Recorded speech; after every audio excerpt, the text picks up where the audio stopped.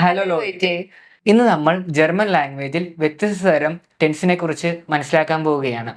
Welcome to Jinu's academy. OETയും IELTSും ജർമ്മനും പഠിക്കാൻ മലയാളത്തിലും എക്സ്പ്ലെയിൻ ചെയ്താണ് ജിനൂസ് അക്കാഡമിയിൽ കോച്ചിംഗ് നൽകുന്നത്. ജിനൂസ് അക്കാഡമി, ഒന്നാമതെത്താം. സ്വപ്നങ്ങൾക്കൊപ്പം പറക്കാം. ഇംഗ്ലീഷ് ലാംഗ്വേജിലെ പോലെ തന്നെ 3 ടെൻസാണ് ജർമ്മൻ ലാംഗ്വേജിനും ഉള്ളത്. Present, future, past.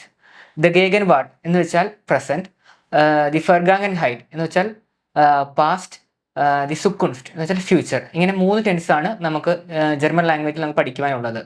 നമുക്ക് ആദ്യം തന്നെ പ്രസന്റ് ടെൻസ് എന്താണെന്നും അതിൻ്റെ ഉപയോഗം എങ്ങനെയാണെന്നും നമുക്ക് കൂടുതൽ മനസ്സിലാക്കാം. നമ്മൾ ഇംഗ്ലീഷിലെ പോലെ തന്നെയാണ് ജർമ്മനിലും. അങ്ങനെയാണെങ്കിൽ ഒരു ചെറിയ വ്യത്യാസം എന്ന് വെച്ച് കഴിഞ്ഞാൽ ഇംഗ്ലീഷിൽ നമ്മൾ സിമ്പിൾ പ്രസന്റും പ്രസന്റ് കണ്ടിന്യൂസും പറയും. ജർമ്മനിൽ വരുമ്പോൾ ഇത് നമ്മൾ ഒരു സെന്റൻസ് ആക്കിയിട്ട് തന്നെയാണ് പറയുക. വലിയ വ്യത്യാസമൊന്നും നമ്മൾ ജർമ്മനിൽ വരുത്തുന്നില്ല. നമുക്കറിയാം പ്രസൻസ് എന്ന് പറഞ്ഞു കഴിഞ്ഞാൽ പ്രസന്റ് ഇപ്പം നടന്നുകൊണ്ടിരിക്കുന്ന കാര്യങ്ങളാണ് നമ്മൾ പറയുന്നത്. അപ്പോൾ അവിടെ വേറെ പുതിയതായിട്ടൊരു വെർബ് വരുന്നതോ ഒരു ആവശ്യമില്ല. നമ്മുടെ മെയിൻ വെർബ് ഏതാണെന്ന് വെച്ച് കഴിഞ്ഞാൽ ആ ഒരു വെർബിന് നമ്മുടെ സബ്ജക്റ്റിന്റെ ബേസിൽ കോൺജുഗേഷൻ നടത്തിയിട്ട് എഴുതിയാൽ മതി. ഓക്കെ. പിന്നെ ഒരു കേസ് എന്ന് പറയുന്നത് നമ്മുടെ മൊഡാൽ വെർബം വരുമ്പോഴുള്ള കേസാണ്.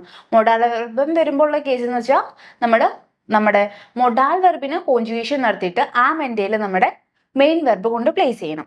ട്രംപാരം വെർബിന്റെ കേസ് പറയുമ്പോൾ നമ്മുടെ ട്രൊണ്ണൻ ചെയ്ത് പോണ വെർബിന് കോൺജുഗേഷൻ കൊടുത്തിട്ട് ആ മെന്റയിൽ പ്രപ്പോസിഷൻ കൊണ്ട് പ്ലേസ് ചെയ്താൽ മതി.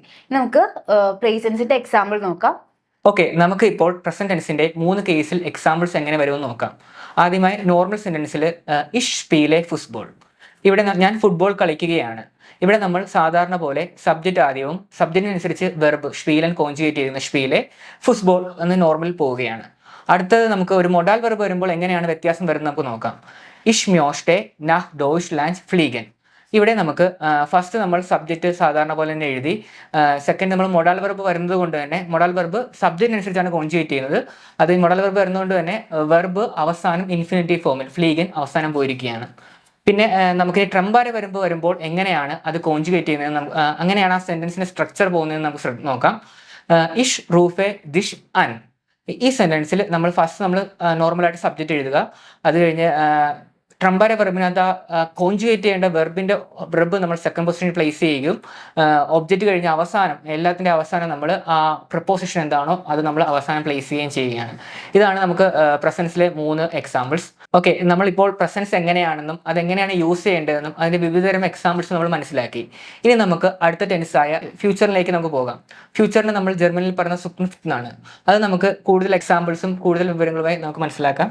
ഫ്യൂച്ചർ എന്ന് പറയുമ്പോൾ നമ്മൾ ഇനി നടക്കാൻ പോകുന്ന ഒരു കാര്യമാണ്. അപ്പോൾ ഇത് നമ്മൾ മെയിൻ ആയിട്ട് യൂസ് ചെയ്യുന്ന ഒരു വെർബ് എന്ന് പറയുന്നത് വെർഡൻ ആണ്.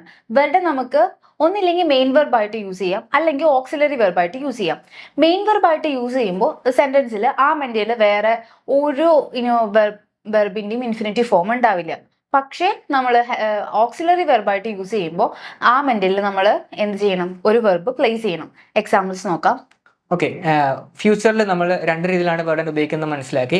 നമ്മൾ വെർഡൻ മെയിൻ വെർബായിട്ട് ഉപയോഗിക്കുമ്പോൾ ഒരു എക്സാമ്പിൾ നമുക്ക് നോക്കിയാൽ, വെർഡൻ ഫസ്റ്റ് വരുമ്പോൾ മെയിൻ വെർബ് ആകുമ്പോൾ ഇഷ് വേർഡെ ഐൻ ആർട്സ്. ഇവിടെ നമ്മൾ സബ്ജക്റ്റ് ആദ്യം ഉപയോഗിച്ചു, സബ്ജക്റ്റിനനുസരിച്ച് വേർഡൻ കോൺജുഗേറ്റ് ചെയ്തു. പിന്നെ നമ്മൾ വെർബൊന്നും ഉപയോഗിക്കത്തില്ല, മെയിൻ വെർബാണ്, അതുകൊണ്ട് തന്നെ ഐൻ ആർട്സ് ഒബ്ജക്റ്റ് ഇട്ടു. ഇങ്ങനെയാണ് നമ്മൾ നോർമലായിട്ട് വേർഡൻ മെയിൻ വെർബായിട്ട് ഉപയോഗിക്കുമ്പോൾ നമ്മൾ യൂസ് ചെയ്യുന്നത്. ഇനി നമുക്ക് വേർഡൻ ഹെൽപ്പിംഗ് വെർബായിട്ട് വരുമ്പോൾ എങ്ങനെയാണ് സെന്റൻസ് പോകുന്നത് നമുക്ക് നോക്കാം. നമുക്ക് നേരത്തെ ഉപയോഗിച്ച ആ സെന്റൻസ് തന്നെ നമുക്കൊന്ന് ഫ്യൂച്ചറിൽ പറഞ്ഞു നോക്കാം. ഇഷ് Verde നാഹ് Deutschland ഫ്ലീഗൻ.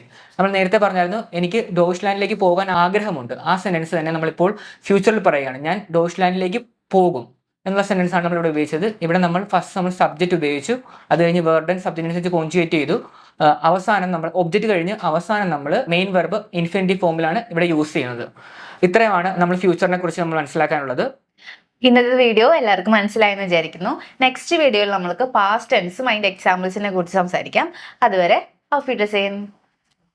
Jinu's academy, fly with your dreams.